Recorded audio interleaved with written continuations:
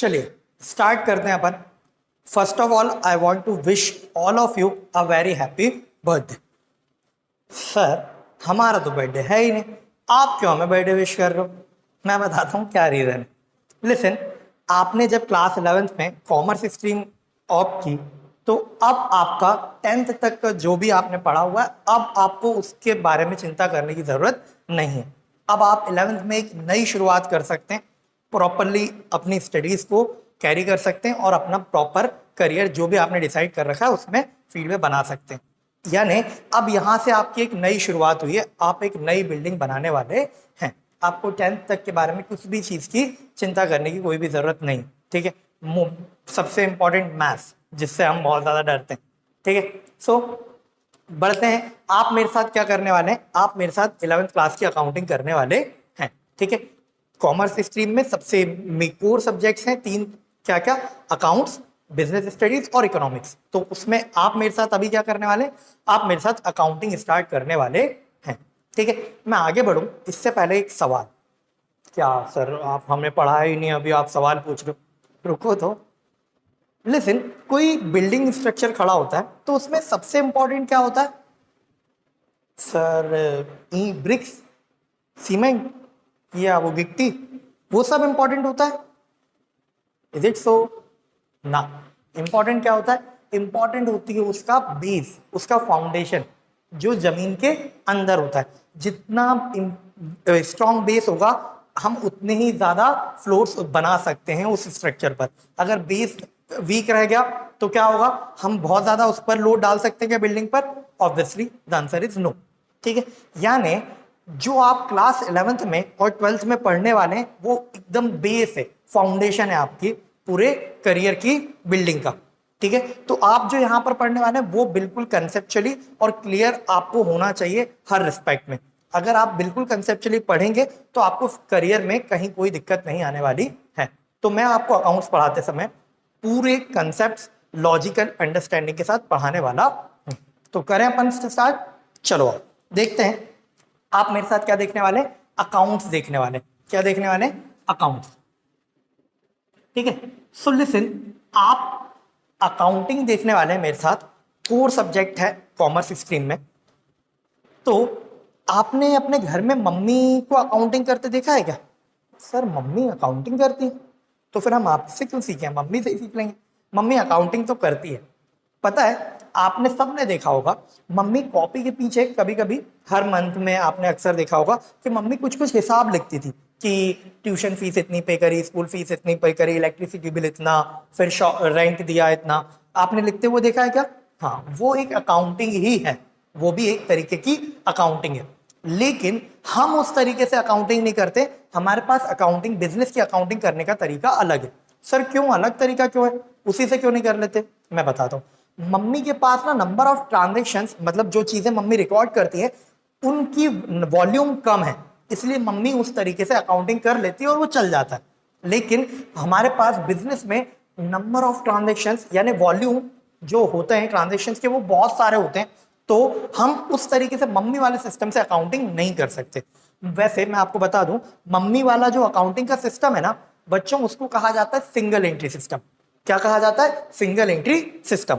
वो भी एकदम हमारे सिलेबस के एंड में आएगा, सिंगल एंट्री सिस्टम से कुछ रिलेटेड टॉपिक है। लेकिन अभी हम क्या करने वाले हैं, हम सिंगल एंट्री सिस्टम से काम नहीं करेंगे, हम अकाउंटिंग करेंगे तो हम फॉलो करेंगे double entry system.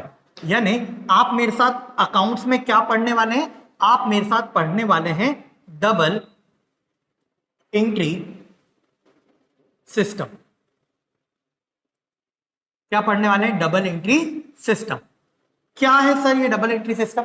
Double entry system business की अकाउंटिंग करने का एक सिस्टम है, इसके बारे में मैं आपको सब कुछ बताने वाला हूं आज, ठीक है। तो आओ स्टार्ट करते। क्या बोलता है ये double entry system? Double entry system बोलता है each and every business transaction will have two equal and opposite effects।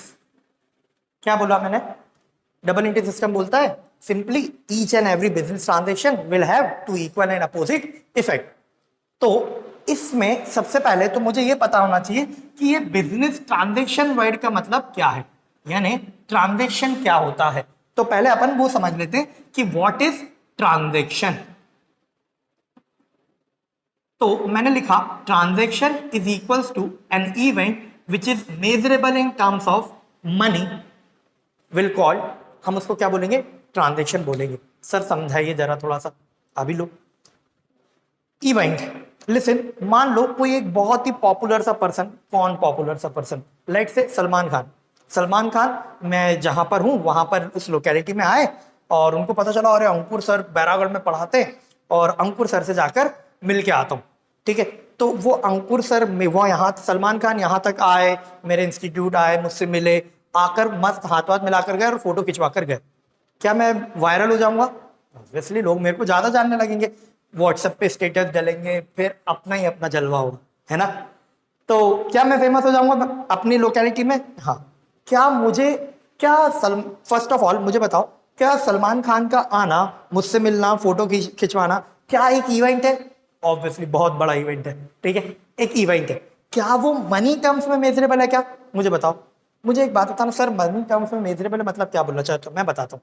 मुझे एक बात बताओ, मैं पढ़ा रहा हूँ, मुझे क्या फायदा होगा सलमान खान के आने से? क्या लोग मेरे को ज्यादा लोग जानने लगेंगे, मेरे पास नंबर ऑफ स्टूडेंट्स बढ़ जाएंगे? हाँ, है ना। तो मुझे फायदा तो होगा, मनी टर्म्स में भी होगा, बच्चे ज्यादा आएंगे, मुझे फीस देंगे। लेकिन क्या मैं कभी क्वांटिफाई कर पाऊंगा क्या कि सलमान खान के यहाँ आने की वजह से, मेरे साथ फोटो खिंचवाने की जगह वजह से मुझे क्या बेनिफिट हुआ, कितने का बेनिफिट हुआ? क्या मैं कभी ये क्वांटिफाई कर पाऊंगा? क्या पॉसिबल है? क्या मैं कभी किसी से ये पूछूंगा क्या, अच्छा आप मेरे पास आए हो तो आप मेरे पास क्यों आए हो? वो सलमान खान के साथ मेरी फोटो देखी थी इसलिए? क्या कभी पूछूंगा क्या? नहीं।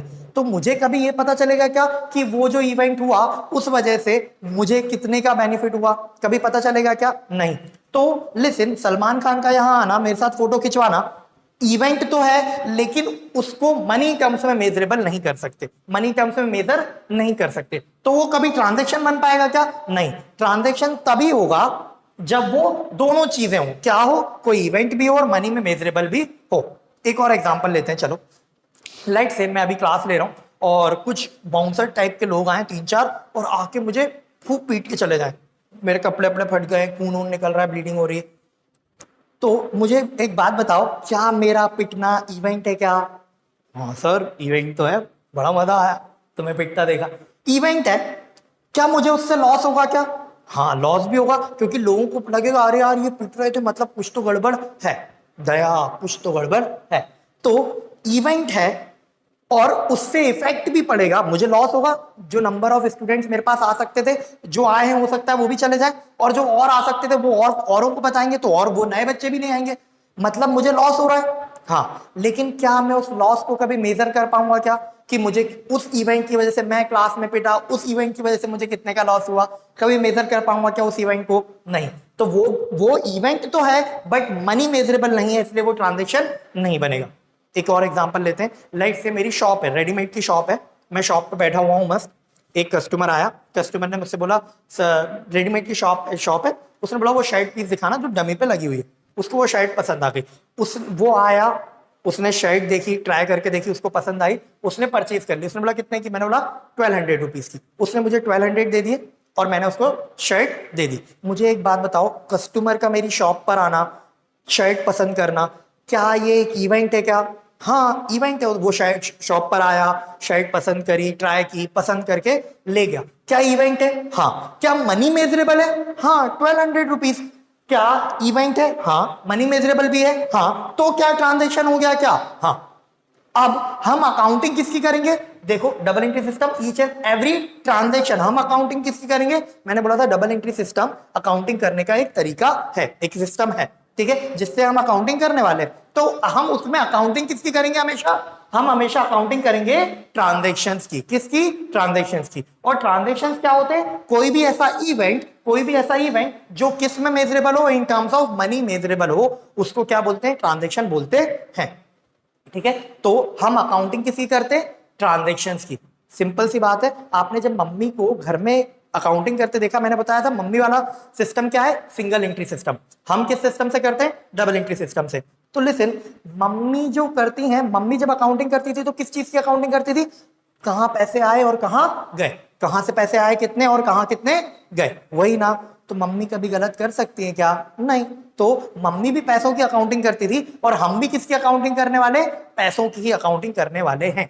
अकाउंटिंग किसकी होगी, मनी से रिलेटेड चीजों की होगी। तो फर्स्ट ऑफ ऑल हमने समझा व्हाट इज ट्रांजैक्शन, क्या होता है transaction, N event which is measurable in terms of money is called transaction. और उस ट्रांजैक्शन की हम रिकॉर्डिंग कैसे करेंगे, मतलब अकाउंटिंग कैसे करेंगे, डबल एंट्री सिस्टम को फॉलो करके। क्लियर है के बाद आगे बढ़ जाए, चलो आगे बढ़ते हैं। सो डबल एंट्री सिस्टम क्या बोलता है, each and every business transaction, वो समझ चुके हैं हम, विल हैव टू इक्वल वाइट को होल्ड पर डालते हैं, पहले अपोजिट इफेक्ट।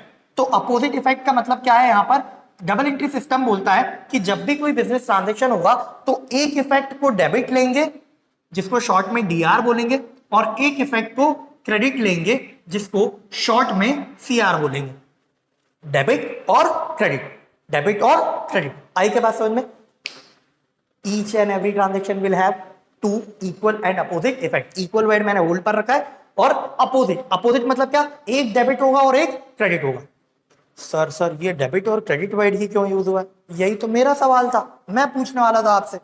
चलो अब आपने पूछ लिया तो मैं बताता हूं। लिसन, अगर हमारा बस चलता तो मैंने क्या बोला, अकाउंटिंग मतलब रिकॉर्डिंग हम किसकी करते हैं, मनी से रिलेटेड चीजों की। अगर हमारा बस चलता तो हम यहाँ पर डेबिट क्रेडिट की जगह कुछ और नहीं रखते, सोचो जरा क्या रखते अपन, क्या यहाँ पर अपन लक्ष्मी जी कुबेर जी रख सकते थे, एक लक्ष्मी जी एक कुबेर जी, दोनों धन के देवता, एक देवी और एक देवता, ठीक है। फिर राम सीता जी भी रख सकते थे, राधे श्याम रख सकते थे, कुछ और रख सकते थे, अपना खुद का नाम रख सकते थे। डेबिट क्रेडिट ही क्यों रखें, क्यों भाई क्यों रखें, जबरदस्ती क्या कोई, तो इसका कुछ तो रैशनल रीजन होना चाहिए, लॉजिकल रीजन। तो आओ वही देखते हैं अपन। लिसन, अकाउंट्स में दो टर्म यूज होती हैं बच्चे, एक है डेटर और एक है क्रेडिटर, एक है डेटर और एक है क्रेडिटर। ये सर ये क्या होता है मैं बताता हूं, मैं आपको धीरे धीरे जब जब जैसे जैसे नीड पड़ेगी मैं आपको बिजनेस की अकाउंटिंग की कुछ टर्मिनोलॉजीज बताऊंगा, जैसे मैंने अभी आपको डेटर और क्रेडिटर बताया है और मैं समझाऊंगा, ठीक है। तो जैसे जैसे जरूरत पड़ेगी वैसे वैसे अपन देखते चले जाएंगे, क्योंकि अगर एक साथ देखेंगे तो बड़ी दिक्कत हो जाएगी, हौच पौच हो जाएगा, सब कुछ नूडल बन जाएगी, ठीक है। तो आओ पहले देखते हैं ये डेटर और क्रेडिटर क्या है। मैं पहले बता देता हूं बेटा, डेटर वर्ड में डी और आर है, और देखो डेबिट में क्या है, डीआर, डेबिट को शॉर्ट में डीआर बोलते हैं, क्रेडिटर में सी और आर है, और क्रेडिट को शॉर्ट में क्या बोलते हैं, सीआर बोलते हैं, ठीक है। यानी डेबिट वर्ड का मीनिंग और क्रेडिट वर्ड का मीनिंग कहीं ना कहीं काय में छिपा हुआ है, डेटर में और क्रेडिटर में। अगर मुझे ये दोनों बातें समझ में आ जाए तो मैं क्या समझ सकता हूं कि what is debtor, what is debit and what is credit, ठीक है। And why it is debit and why it is debit and credit, ठीक है। सो लिसन, देखेंगे मैं आपको एक एग्जांपल देता हूं। लाइट से बच्चे, ये मैं हूं, ये मैं हूं, ठीक है, अंकुर जैन, और ये आप हैं, भोले भाले से चुन्ने मुन्ने, ठीक है, ये आप है। मान लो ये ए, ये बी, और एक और अपन मूवी में लाते सीन में एक सी नाम के पर्सन को, ठीक है। तीन पर्सन हो गए, ए बी और सी, ठीक है। जे हटा देते हैं, ए बी सी रहने देते हैं, ज्यादा इजी हो जाएगा, ठीक है। लिसन, मैं आपके पास आया, यार मेरे को थोड़े से पैसे की जरूरत है, आप कुछ अमाउंट उधार दे सकते हो क्या मेरे को कुछ टाइम के लिए। आपने बोला सर अब आप क्या सोचोगे, बोला यार सर ही तो हैं अपने, दे देते हैं, चलो कोई बात नहीं, दे देंगे सर बाद में वापस। तो आपने मुझे 10,000 रुपीज क्या कर दिए, मनी लैंडिंग कर दी, कितने, 10,000 रुपए उधार दे दिए, ठीक है। अब ना आपके पास भी ये अमाउंट खुद नहीं था, आपके पास ही ये अमाउंट खुद नहीं था, आपने अपने सी नाम के किसी फ्रेंड से वो अमाउंट बोरो किया। आपने क्या किया, आपने सी से पैसे लिए और मुझे दे दिए। फिर आपने क्या सोचा था कि जब आप सर आपको वापस देंगे मैं आपको वापस दूंगा, तो आप वो पैसे किसको वापस कर दोगे, सी को वापस कर दोगे। यानी आपने किससे लिए वो पैसे, रुपीज 10,000 किससे लिए, सी से लिए हैं, ठीक है। अब आपके एंगल से बात करेंगे अपन, ठीक है। लिसन, क्या क्या पहले तो मेरे को एक बात का जवाब दो, क्या आपने जो मुझे पैसे दिए वो आप मुझसे वापस लोगे क्या? लोगे क्या? छोड़ दो यार, नहीं छोड़ोगे, ऑब्वियसली नहीं छोड़ोगे, लोगे ना पैसे? हाँ, पैसे तो वापस लेंगे सर। तो मुझे एक बात बताओ, क्या मैं ऐसा मैं कुछ बोलूंगा, आप उसको वैलिडेट कीजिएगा कि मैं सही बोल रहा हूं या नहीं। क्या मैं ऐसा बोल सकता हूं क्या कि now you have right to receive 10,000 from A? B, ऐसा कि बी के पास ए से 10,000 रिसीव करने का राइट है, 10,000 रिसीव करने का राइट है, बी के पास ए से 10,000 रिसीव करने का राइट है। तो बिजनेस में पता है इसको क्या बोलते हैं? सही बोल रहा हूं क्या पहले तो? हाँ सर, बिल्कुल सही बोल रहा हूं। तो बिजनेस में इसको पता है क्या बोलते हैं? बी पता है क्या बोलेगा? बी बोलेगा आई हैव, बी बोलेगा I have right to receive rupees 10,000 from A, हाँ है ना? बी क्या बोलेगा? I have right to receive rupees 10,000 from A, A से मुझे 10,000 रिसीव करने का राइट है। तो पता है ए को क्या बोला जाएगा? ए को बिजनेस में कहा जाता है A will be the debtor for B.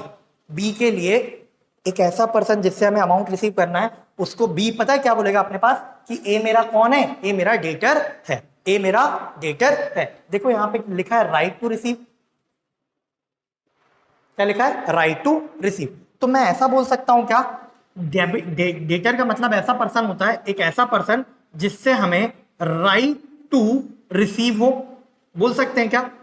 देखो बी का डेटर कौन है? ए, और बी के पास ए से अमाउंट रिसीव करने का क्या है? राइट। तो हम एक ऐसा पर्सन जिससे हमें अमाउंट रिसीव करने का राइट हो उसको क्या बोलते हैं? डेटर बोलते हैं। ठीक है, क्लियर है क्या? तो मैंने डेटर का मतलब क्या बताया? डेबिट, राइट टू रिसीव, एक ऐसा पर्सन जिससे हमें अमाउंट रिसीव करना है उसको हम बिजनेस में डेटर बोल सकते हैं। चलो आगे बढ़ते हैं। लिसन, मैंने आपको क्या बताया था कि आपके पास खुद के पास पैसे नहीं थे, बी के पास पैसे नहीं थे, बी ने सी से पैसे लिए, बी ने सी से पैसे लिए। तो क्या अब बी को सी को पैसे पे करने की लायबिलिटी है क्या? क्या बी बाउंड है क्या सी को 10,000 वापस करने के लिए? ऑब्वियसली, जब मैं आपको देने के लिए बाउंड हूं तो आप किसको देने के लिए बाउंड हो? सी को, क्योंकि आपने सी से लिए, हाँ या ना? हाँ। तो ऐसा पर्सन जिसको हमें अमाउंट पे करना हो, ऐसा पर्सन जिसको हमें अमाउंट पे करने की लायबिलिटी हो, उसको हम कहते हैं क्रेडिटर। तो बी के लिए सी कौन हो जाएगा? सी कौन हो जाएगा? क्रेडिटर। ठीक है, यानी मैं क्या बोल सकता हूं? ऐसा पर्सन जिसको पे करने की हमारी लायबिलिटी हो। हम ऐसे किसी पर्सन को पे करने के लिए अगर बाउंड है तो हमें क्या करना? हम उसको क्या बोलेंगे? क्रेडिटर बोलेंगे। मतलब क्रेडिटर को ऐसा बोल सकता हूं क्या? A person to whom we have liability to pay certain money, हाँ है ना? हमें पे करने की कुछ लायबिलिटी है, कुछ रिस्पॉन्सिबिलिटी है।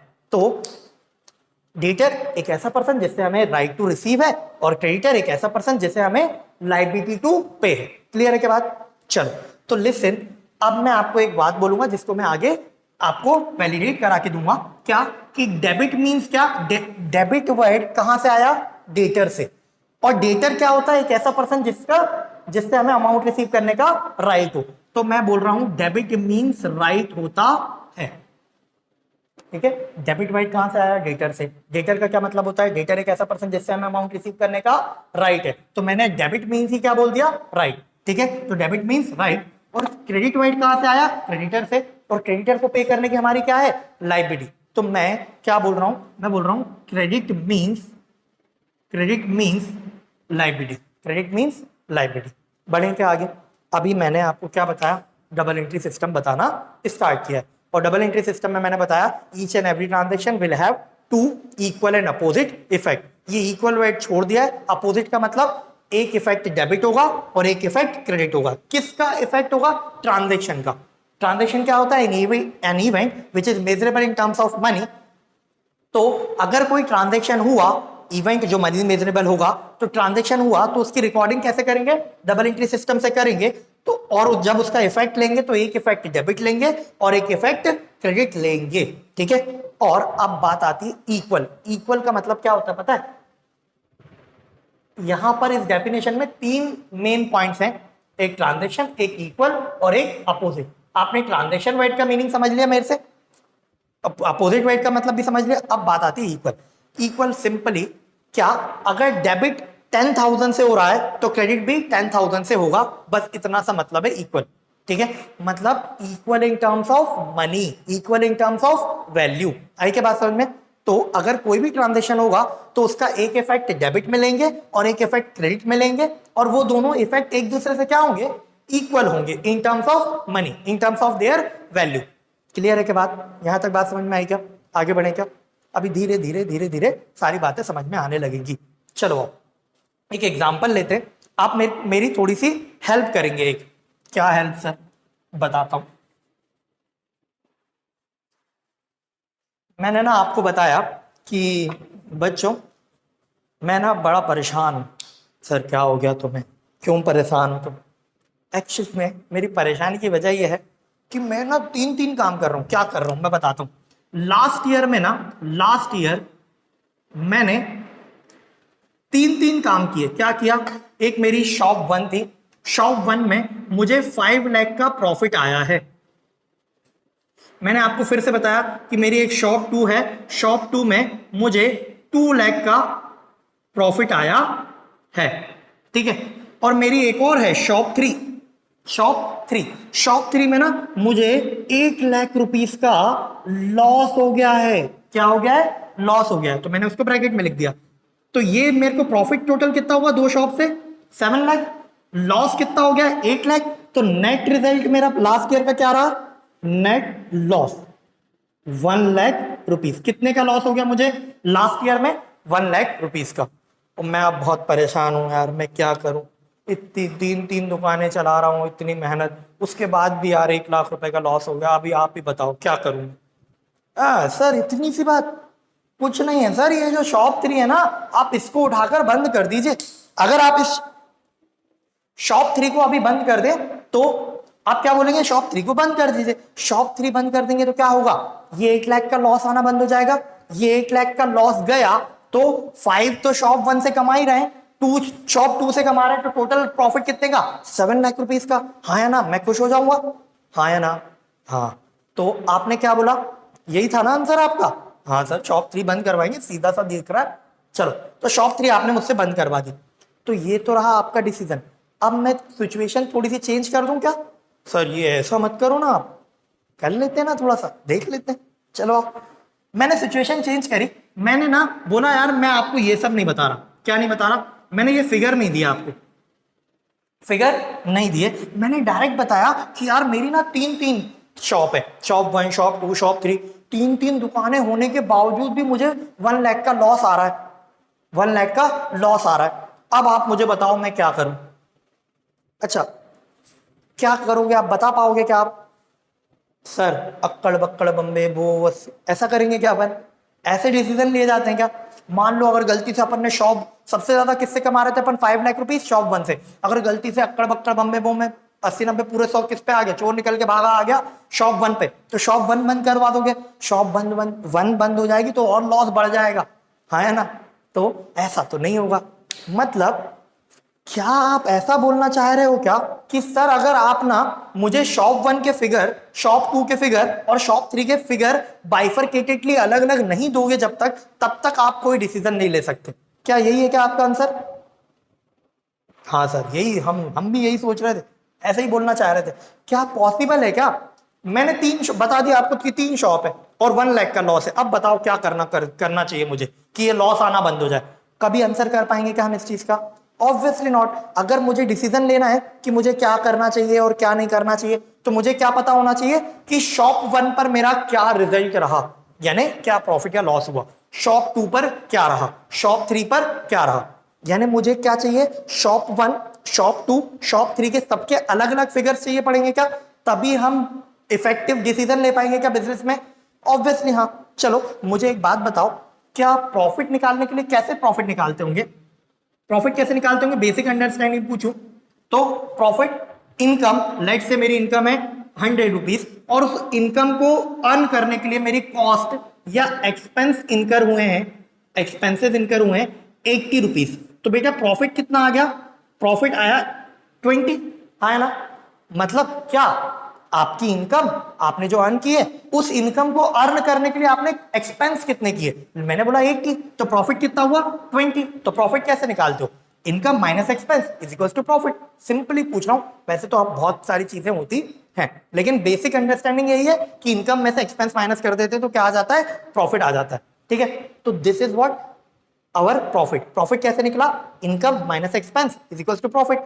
तो अगर मुझे शॉप 1 के रिजल्ट चाहिए, रिजल्ट से मेरा मतलब है प्रॉफिट या लॉस, शॉप 1 के प्रॉफिट या लॉस चाहिए तो मुझे क्या चाहिए, शॉप 1 की इनकम्स, शॉप 1 के एक्सपेंसेस, तो प्रॉफिट निकाल लूंगा। ऐसे ही शॉप 2 की इनकम्स और शॉप 2 के एक्सपेंसेस होंगे तो शॉप 2 का प्रॉफिट आ जाएगा, यानी उसका रिजल्ट आ जाएगा, और ऐसे ही शॉप 3 का आ जाएगा। हाँ है ना, हाँ बोलते हो ना, हाँ। तो इसका मतलब ये हुआ, अगर मुझे इफेक्टिव अकाउंटिंग करनी है, अगर मुझे इफेक्टिव अकाउंटिंग करनी है ताकि मैं उसके बेसिस पर फ्यूचर के डिसीजंस ले पाऊं, तो मुझे क्या करना पड़ेगा, अकाउंटिंग करते समय बिजनेस की अकाउंटिंग करनी पड़ेगी, शॉप की, शॉप 1 की, शॉप 2 की, शॉप 3 की। और अकाउंटिंग से मेरा मतलब क्या है, इनकम एक्सपेंसेस को रिकॉर्ड करना। अभी आप इतना ही समझ के चलेंगे तो इजी रहेगा, इनकम एक्सपेंसेस को रिकॉर्ड करना, शॉप 1 के अलग करने पड़ेंगे, शॉप 2 के अलग और शॉप 3 के अलग, ताकि मुझे उनके इंडिविजुअल्स क्या पता चल पाए, प्रॉफिट या लॉस। उससे मुझे क्या फायदा होगा, मैं इफेक्टिवली डिसीजन ले पाऊंगा, ठीक है। इसी बात को ना आपने कितनी इजीली बता दिया, यही बात, इसी बात को अकाउंटिंग में कंसेप्ट के थ्रू समझाया है। क्या कंसेप्ट है मैं बताता हूं। ये कौन है, ये है बिजनेस मैन, और ये कौन है, इसको हम बोलेंगे ये है हमारा बिजनेस, ठीक है। अकाउंटिंग में इस बात को एक कंसेप्ट के थ्रू समझाया है जिसका नाम है business entity concept, business entity concept. क्या बोलता है ये business entity concept, business entity concept ये बोलता है कि जब भी आप अकाउंटिंग करने जाओ तो आप हमेशा अकाउंटिंग बिजनेस की करो, बिजनेसमैन की कभी भी अकाउंटिंग मत करो।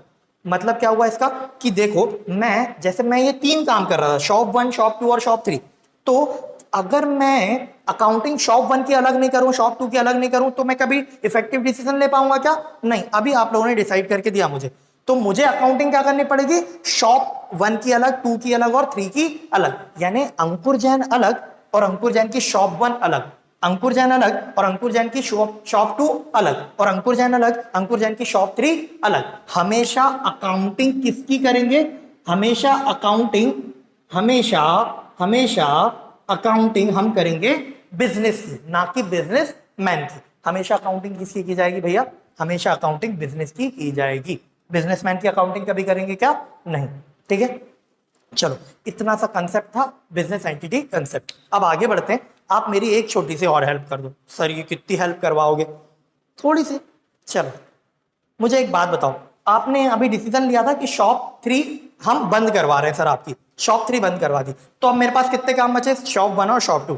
अब मैं ना एक काम और करना चाहता हूँ यार, मैं खाली नहीं बैठना चाहता। मैंने आपसे बोला बताओ कौन सा बिजनेस स्टार्ट करना चाहिए, आपने बोला सर एक काम करते हैं, एक नई शॉप खोल लो आप, शॉप 4 नाम दे देते हैं उसको, और शॉप 4 आप ओपन कर लेना स्टेशनरी की, चलेगा क्या, स्टेशनरी की हो। सर आपने ये तो बताया नहीं शॉप 1, 2 और 3 काय की थी, छोड़ो ना, क्या करना है, अभी शॉप 4 पर आते हैं। शॉप 4 काय की खोलने वाले हैं अपन, स्टेशनरी की। तो अभी अपन ने जो बिजनेस एंटिटी कंसेप्ट पढ़ा उसके अकॉर्डिंग क्या होगा, अंकुर जैन अलग और अंकुर जैन की शॉप 4 अलग, स्टेशनरी वाली शॉप अलग, ऐसा मानोगे क्या आप, हाँ। तो जैसे ही मैंने सोचा यार चलो, जैसे ही मेरे माइंड में आइडिया आया, सर क्या बना रहे हो, ट्राई कर रहा हूं बल्ब बनाने का, सर ये तो पता नहीं क्या ही बन गया। चलो जैसे ही मेरे दिमाग की बत्ती जली और मेरे दिमाग में आइडिया आया कि यार चलो अपन एक स्टेशनरी की शॉप ओपन करते हैं, वैसे ही मेरे माइंड में एक अलग से गुड्डा आ जाना चाहिए, ठीक है। गुड्डा मतलब जिन, जैसे चिराग घिसा और जिन निकल आता है वैसे जिन, हुकुम मेरे आका। उसने बोला बताओ क्या करना है तुम्हारे लिए, मैंने बोला एक स्टेशनरी की शॉप ओपन कर दी जाए, मैंने बोला एक स्टेशनरी की शॉप ओपन कर दो, तो बेटा एक बिजनेस आ जाएगा, क्या, शॉप नंबर 4, बिजनेस का नाम क्या है, shop number 4, that is stationary की शॉप। तो जैसे ही मेरे माइंड में आइडिया आया एक अलग एंटिटी आ जाती है for the purpose of accounting, accounting के पर्पस के लिए एक अलग एंटिटी आ जाती है, ठीक है। हम हमेशा अकाउंटिंग क्या मान के करेंगे कि बिजनेस एक अलग से एंटिटी है, बिजनेस एक अलग से एंटिटी है जो अपने ओनर से अलग है। बिजनेस एंटिटी कंसेप्ट यही बोलता है, मैं आगे पढ़ाऊंगा अभी उसको थ्योरेटिकली, लेकिन बोलता वो यही है, उसका क्रक्स यही है कि हमेशा इन दोनों को अलग अलग मानो और अकाउंटिंग इसकी करना। तो अकाउंटिंग करने के लिए आपको अज्यूम तो करना पड़ेगा ना कि हाँ कोई एंटिटी है, इसलिए एंटिटी कंसेप्ट कहा जाता है। क्लियर है क्या बात? तो हम इसको क्या मान लेंगे, जैसे हमने चिराग घिसा, मतलब मेरे माइंड में आइडिया आया, तो एक जिन आया, उसने बोला हुकुम मेरे आका, और मैंने बोला स्टेशनरी की शॉप। तो अब मैं, मेरे को एक बात बताओ, जैसे ही मैं उससे बोलूंगा कि स्टेशनरी की शॉप खोल दे, तो क्या उसको, अब मुझे बताना, बिजनेस सेटअप करने के लिए, बिजनेस स्टार्ट करने के लिए हमें सबसे पहली चीज क्या चाहिए? बोले ऐसे थोड़ा, मैं यहाँ पे था, मैंने बोला स्टेशनरी की शॉप ओपन कर दे, ऐसे ही ओपन कर दूं क्या? पैसे वैसे तो दो। तो अब I have to give certain money, हाँ है ना, बिजनेसमैन ही देगा ना ऑब्वियसली। जिनके पास कहां से पैसा आएगा, मतलब बिजनेस के पास पैसा कहां से आएगा? बिजनेसमैन इन्वेस्ट करेगा, हाँ है ना। तो क्या ये कुछ अमाउंट इन्वेस्ट करता है क्या बिजनेस में? हाँ, ये कुछ अमाउंट इन्वेस्ट करता है क्या बिजनेस में? हाँ, उस अमाउंट को बिजनेस में कहा जाता है, अकाउंटिंग में कहा जाता है कैपिटल। क्या कहा जाता है? कैपिटल। अभी मैंने एक वर्ड बताया था डेटर, एक बताया क्रेडिटर, अब एक और वर्ड बता रहा हूं आपको, कैपिटल। कैपिटल क्या होता है? amount invested by businessman in business, amount invested by businessman in business is called what? capital। ठीक है। अच्छा, अब मुझे एक बात बताना, ठीक है, तुम वैसे नहीं बताओगे, अपन उसी वाले एग्जांपल पर आते जरा फटाफट। ये कौन है? ये मैं हूं और ये आप हो, ये मैं हूं और ये आप हो। आपने मुझे 10,000 मनी लैंडिंग की थी, हाँ है ना, आपने मुझे 10,000 उधार दिए थे, क्या वो पैसे आप मुझसे वापस मांगोगे क्या? हाँ या ना? आपने मुझे 10,000 दिए, अब आप फ्यूचर में मुझसे वापस मांगोगे? ऑब्वियसली सर, कैसी बातें कर रहे हो, ये तो होगा ही ना, पैसे तो लेंगे। तो आप मुझसे पैसे वापस मांगोगे, इट मींस मेरी लायबिलिटी है आपको पे करने की। बोलो हाँ, द आंसर इज यस। हाँ सर बिल्कुल यस, सही बोल रहे हो आप, सही जा रहे। यानी अभी ये बिजनेसमैन ने अमाउंट इन्वेस्ट किया बिजनेस में, यानी मैं ऐसा बोल सकता हूं ना कि इसने इसको पैसे लैंडिंग किए, पैसे उधार दिए। बोलो हाँ या ना? एग्री करते हो क्या? दोनों को अलग अलग मान रहे हैं, ध्यान रखना, दोनों को अलग अलग मान रहे हैं, मतलब इसने इसको अमाउंट, कैपिटल क्या होता है? अमाउंट इन्वेस्टेड बाय बिजनेसमैन इन बिजनेस। तो मैं क्या ऐसा बोल सकता हूं क्या कि बिजनेस के लिए this amount of capital is a liability towards businessman? दोनों को अलग अलग मानना है, फिर से बताता हूं, बिजनेसमैन और इधर बिजनेस। इसको अज्यूम करो कि ये कौन हो? ये आप हो। अब खुद पर बात आती है ना तो बड़ा फील आता है, समझ जाते बात। मान लो आपने मुझे पैसे उधार दिए, तो क्या आप मुझसे पैसे वापस लोगे क्या? हाँ, तो क्या मैं ऐसे बोलूं ना कि यार मेरी ना लायबिलिटी है, इसकी शक्ल थोड़ी सी बदल देते हैं अपन, फील आएगा, क्या इसकी लायबिलिटी है क्या पे करने की? हाँ, तो ऐसे ही जब आपने मेरे को उधार दिया था तो मेरी लायबिलिटी थी, तो अभी बिजनेसमैन ने बिजनेस को उधार दिया, मतलब कैपिटल दिया है, तो बिजनेस के लिए क्या है? बिजनेस के लिए ये amount of capital is a liability. Amount of capital is a liability for business towards businessman. है क्या बात समझ में? ठीक है। कैपिटल क्या होता है? Capital amount invested bye businessman in business. Now ये कैपिटल बिजनेस के लिए क्या है? So capital is a liability of business towards businessman. Business के लिए कैपिटल का अमाउंट क्या है? लायबिलिटी है कि मालिक को ये पैसा फ्यूचर में देना पड़ेगा, ऑब्वियसली देना पड़ेगा, इसने इसमें पैसा लगाया है, मतलब उधार दिया है काइंड ऑफ।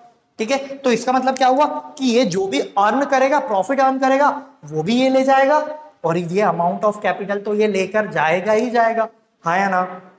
चलो, तो जैसे ही मैंने चिराग घिसा था, जिन आया था, मैंने, उसने बोला हुकुम मेरे आका, और मैंने बोला एक स्टेशनरी की शॉप ओपन की जाए, और उसने क्या बोला? लाओ थोड़ा अमाउंट तो दो।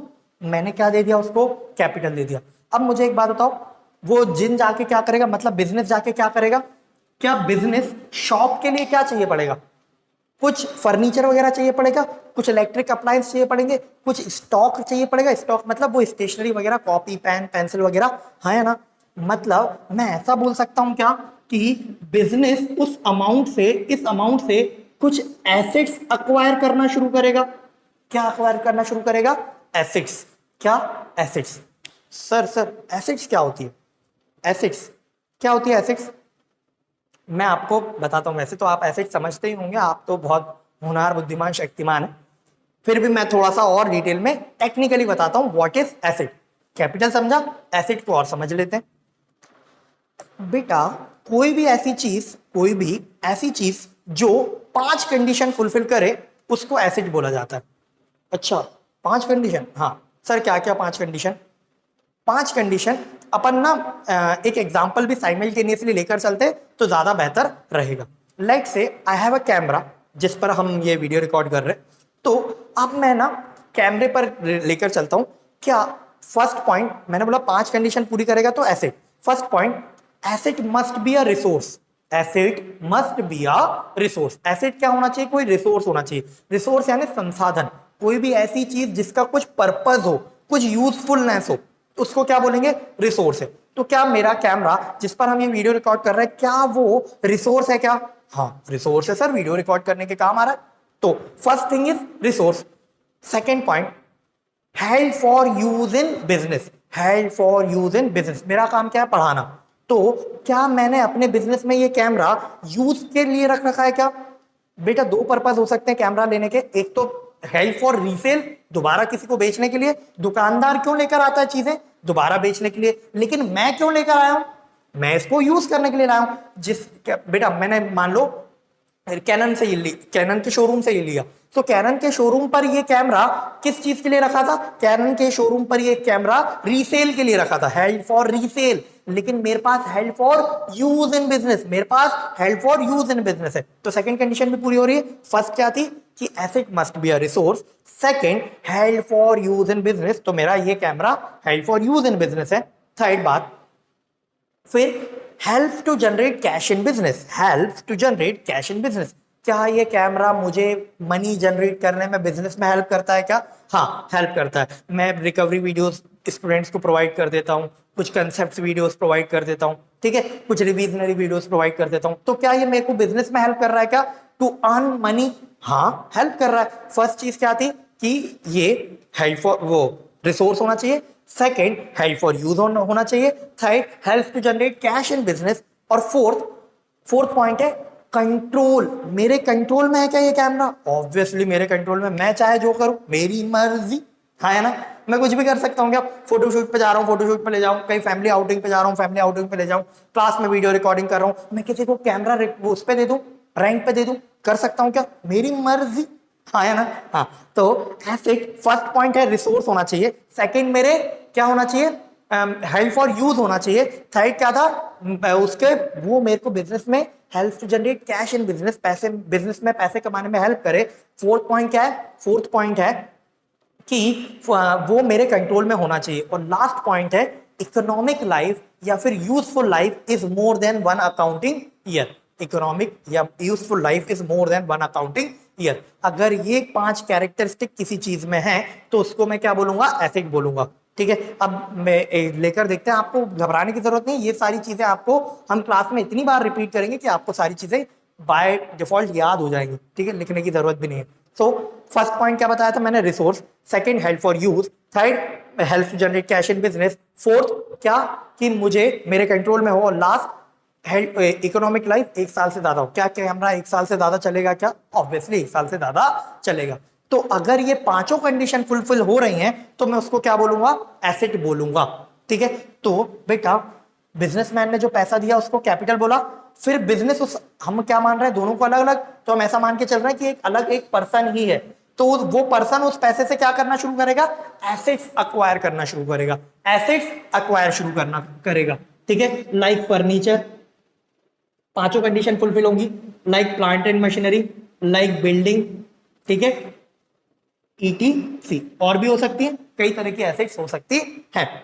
चलो आगे के बाद समझ में एसेट्स। अब ना इसके पास पैसे भी आ गए, एसेट्स भी आ गए, सब कुछ हो चुका है। क्या? ओके ओके, हाँ सब कुछ रेडी है। हाँ सब कुछ रेडी है। तो अब क्या ये शॉप में रिबन कट जाएगा? क्या किसी नेता को बुला के रिबन कटवा लिया और शॉप का इनॉग्रेशन हो जाएगा? हाँ तो मेरे बच्चे जिस दिन भी शॉप का इनॉग्रेशन हुआ, जिस दिन भी शॉप का इनॉग्रेशन हुआ, रिबन कटा, क्या उसी दिन से बिजनेस में कुछ एक्सपेंसेस होना शुरू हो जाएंगे क्या? लाइक रेंट, इलेक्ट्रिसिटी का बिल, स्टाफ की सैलरी, रिफ्रेशमेंट के एक्सपेंसेस, अदर एक्सपेंसेस, कई तरह के स्टेशनरी के एक्सपेंस या अकाउंटेंट की सैलरी और भी एडमिनिस्ट्रेटिव खर्चे होना शुरू हो जाएंगे क्या शॉप में? जिस दिन शॉप का रिबन कटा उसी दिन से एक्सपेंसेस इनकर होना स्टार्ट हो जाएंगे, हाँ है ना? और लास्टली बेटा शॉप ओपन क्यों की थी? To earn something out of it, कुछ बिजनेस उससे कमाने के लिए, हाँ है ना? तो बिजनेस में क्या होना शुरू हो जाएगी? आपको इनकम होना शुरू हो जाएगी क्या? हाँ, क्या होना शुरू हो जाएगी? इनकम होना शुरू हो जाएगी। सर ये आपने किया क्या? मैं बताता हूं बेटा, मैंने आपको ये बताया इस पूरे डायग्राम से कि एक बिजनेस में 4 एलिमेंट होते हैं। कितने एलिमेंट होते हैं? 4 एलिमेंट होते हैं। एसेट्स, लाइबिलिटीज, इनकम्स और एक्सपेंसेस। क्या क्या एलिमेंट्स बताए मैंने आपको? मैंने 4 एलिमेंट बताए, एसेट्स, लाइबिलिटीज, एक्सपेंसेस और इनकम्स। मैंने आपको बिजनेस में ये 4 एलिमेंट्स एक्सप्लेन किए हैं इस डायग्राम के थ्रू। और मैं अब आपसे बोलता हूं कि मेरे बच्चे बिजनेस में इन 4 चीजों के अलावा कुछ भी नहीं हो सकता। बिजनेस में इन 4 चीजों के अलावा कुछ भी नहीं हो सकता। क्या क्या होगा? एसेट्स होंगी, लाइबिलिटीज होंगी, एक्सपेंसेस होंगे और इनकम्स होंगी। ठीक है सर लॉसेस भी तो हो सकते हैं, तो लॉसेस, इनकम और लॉसेस, सॉरी एक्सपेंस और लॉसेस एक साथ जाएंगे। सर गेन भी तो हो सकता है, प्रॉफिट भी तो हो सकता है, तो इनकम के साथ गेन और प्रॉफिट भी आप साथ में रख सकते हैं। क्लियर है क्या बात? तो मैंने क्या बताया, एक बिजनेस में कितनी चीजें होंगी? 4। सर आपने ये इतना बताया क्यों? लिसन, जब भी हम बिजनेस में अकाउंटिंग करेंगे, जब भी, लिसन क्या लिखा हुआ? Each and every business transaction. Accounting किसकी करने वाले हो भैया? डबल एंट्री सिस्टम से, बिजनेस की ना। हाँ, तो बिजनेस में जब भी अकाउंटिंग होगी ना, तो वो होगी डबल एंट्री सिस्टम से, होगी डबल एंट्री सिस्टम से। लेकिन उस अकाउंटिंग में जो भी ट्रांजेक्शन हो रहा होगा, आप जिस भी ट्रांजेक्शन की अकाउंटिंग करेंगे, वो या तो एसेट से रिलेटेड होगा, या तो लाइबिलिटी से रिलेटेड होगा, या तो एक्सपेंस से रिलेटेड होगा, और या तो इनकम से रिलेटेड होगा। ठीक है, तो इन चारों एलिमेंट के इर्द गिर्द पूरी अकाउंटिंग घूमने वाली है। ठीक है, एसेट्स, लाइबिलिटीज, एक्सपेंसेस और इनकम्स। ठीक है, बढ़े क्या आगे? कुछ एग्जांपल्स के थ्रू मैं आपको बताता हूं एसेट्स, लाइबिलिटीज, एक्सपेंसेस और इनकम्स के ट्रांजैक्शंस कैसे आएंगे और आपको उससे कैसे डील करना है। ठीक है, और फिर मैं वहां पर आपको यह भी बताऊंगा कि डेबिट मींस राइट और क्रेडिट मींस लाइबिलिटी। हमने ये मीनिंग समझा है तो उसको प्रूव भी तो करना है। चलो आओ देखते हैं।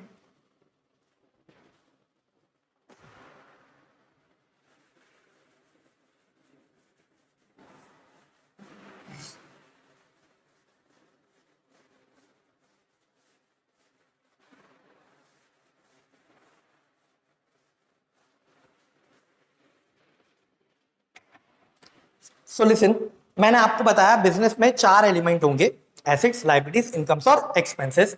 ठीक है, तो एक काम करते हैं, इसको भी यहां पर लिख लेते हैं। एसेट्स, लाइबिलिटीज,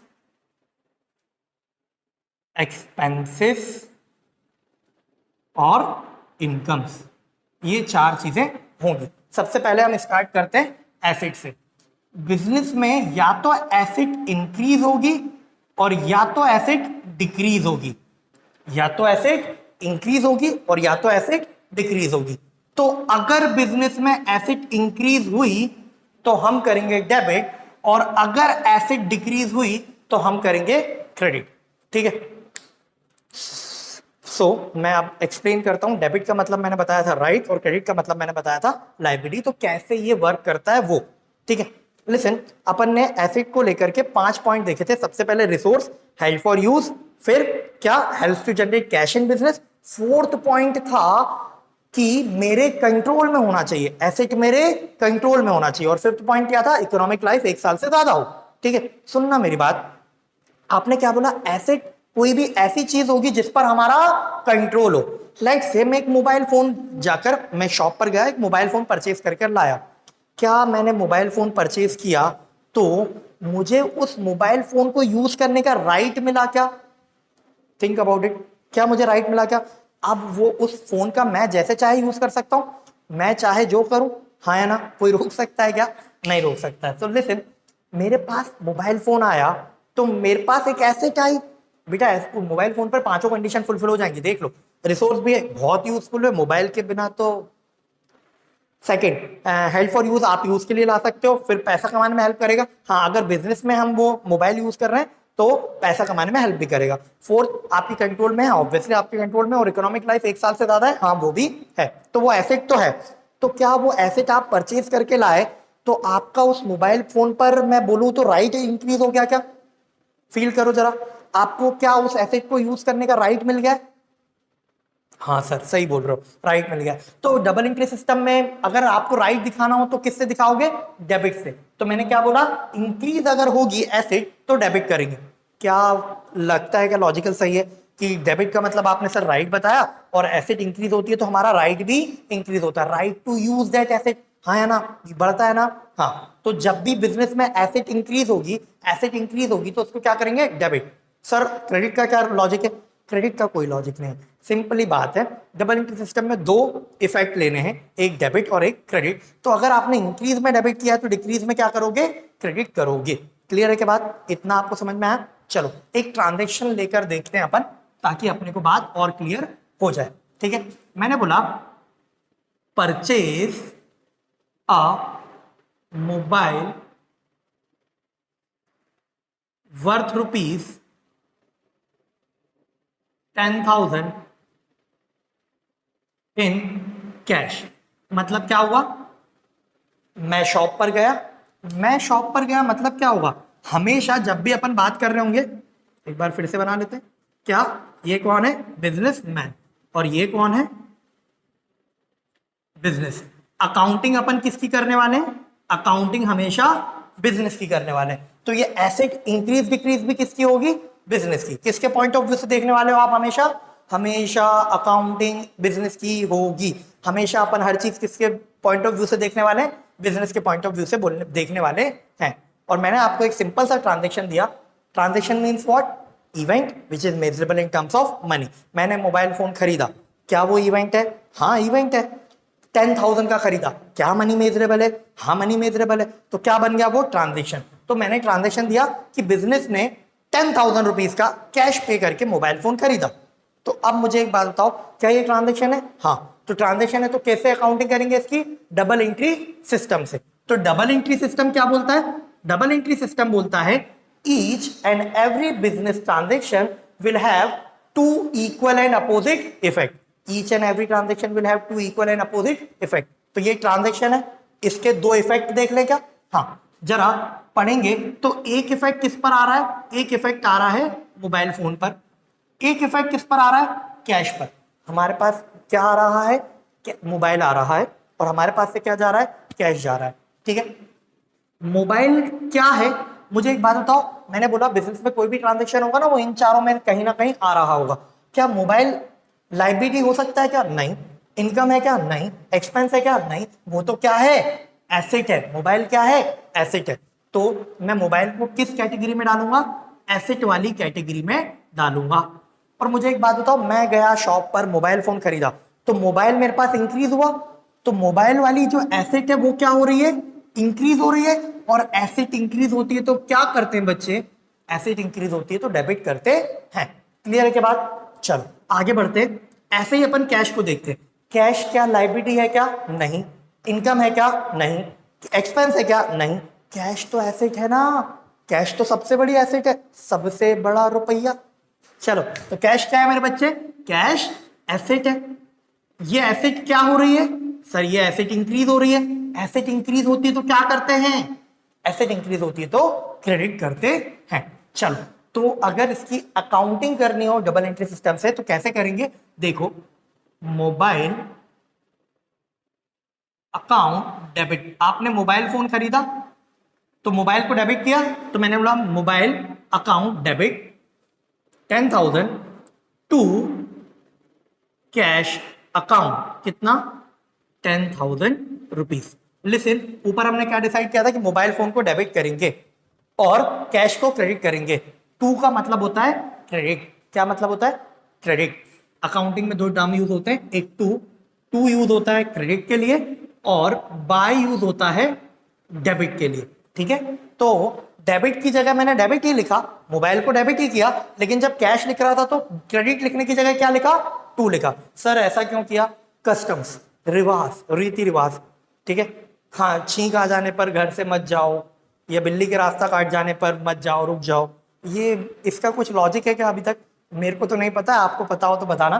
तो जहाँ क्या है, कस्टम्स है, बोला जाता है, इसलिए हम फॉलो करते हैं। तो ये अकाउंटिंग में जब डेबिट लिखते हैं तो डेबिट ही लिखते हैं, लेकिन जब क्रेडिट वाला टर्म लिख रहे होते हैं तो वहां पर टू लिखा जाता है, क्रेडिट नहीं लिखा जाता है। ठीक है, और ये जो स्पेस, सर स्पेस में छोड़िए, अगेन कस्टम्स। ठीक है, आप रीति रिवाज। बढ़ जाए क्या आगे? मैंने आपको एसेट के बारे में बताया और एसेट की अकाउंटिंग कैसे करनी है ये बताया। क्लियर है क्या इतना? चलो आगे बढ़े क्या?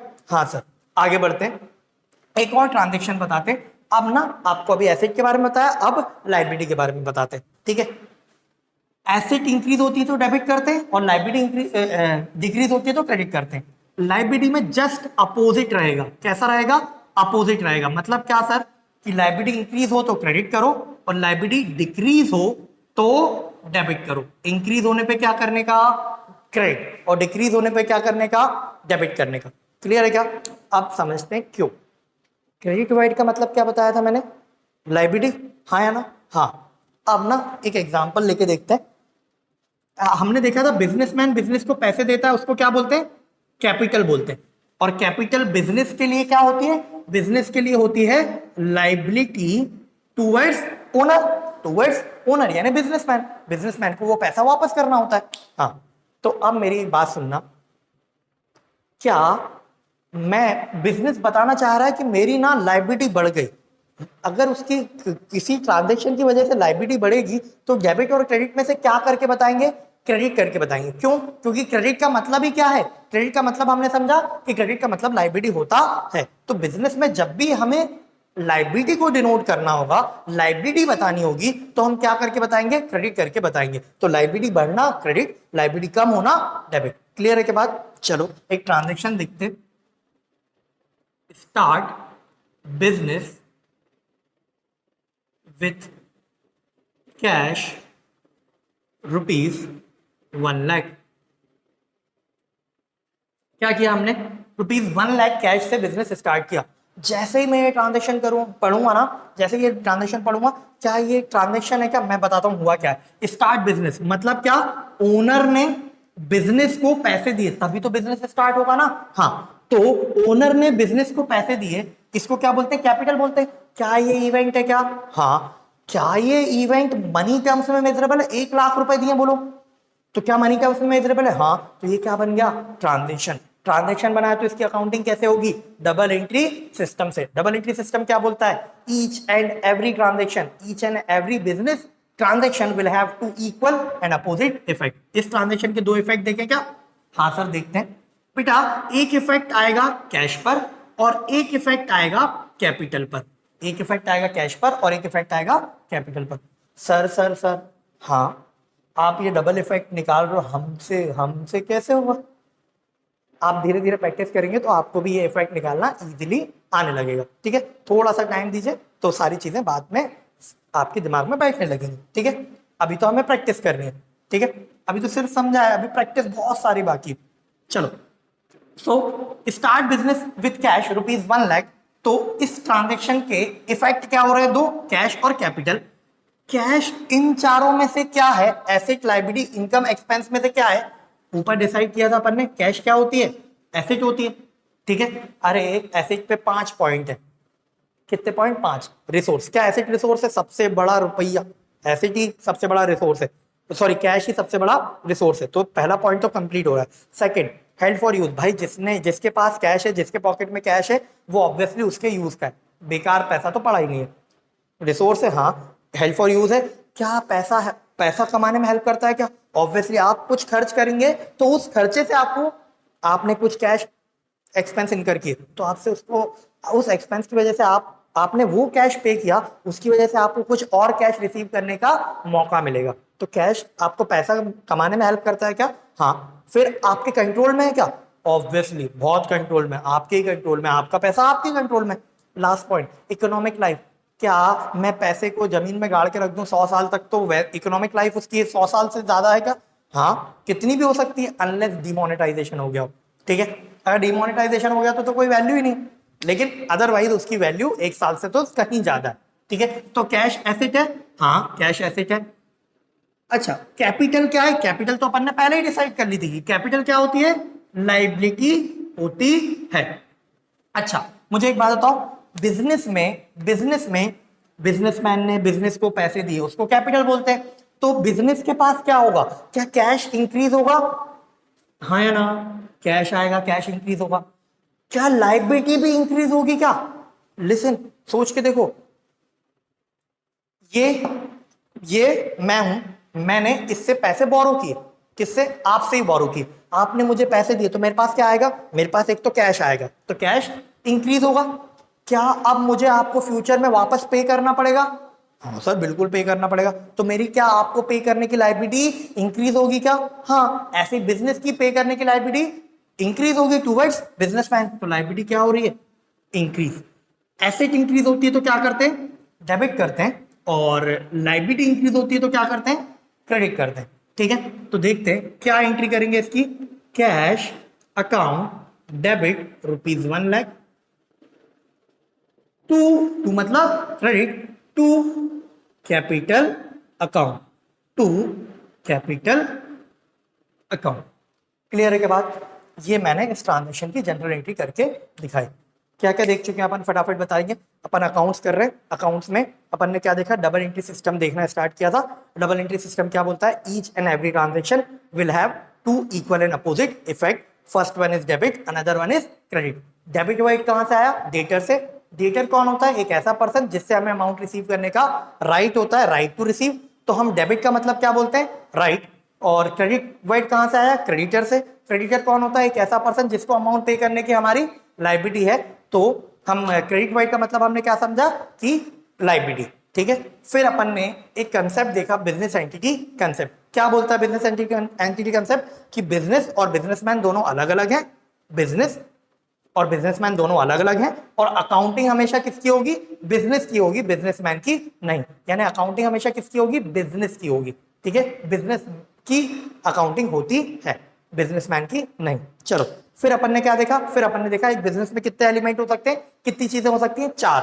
Assets, liabilities, incomes, expense. Assets, liabilities, incomes, expense. फिर एसेट के बारे में 5 पॉइंट देखे, और हमने देखा अगर एसेट बढ़ती है तो डेबिट और कम होती है तो क्रेडिट, और उसको प्रूफ करके देखा।